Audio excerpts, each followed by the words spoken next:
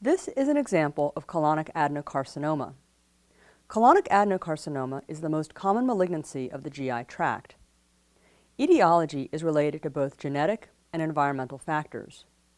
A common presentation in older adults is iron deficiency anemia. Tumors can arise anywhere in the colon. Presentation relates to site of origin. In the proximal colon, the masses are often polypoid and exophytic and rarely cause obstruction. This specimen, therefore, is most likely to have arisen in the proximal colon. In contrast, distal masses often have an annular growth pattern which can cause constriction and obstruction. This specimen shows an exophytic growth pattern with heaped up borders and central ulceration.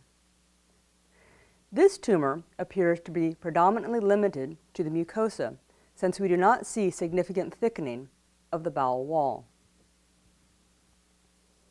Microscopically, tumors range from well to poorly differentiated, with variable amounts of mucin production.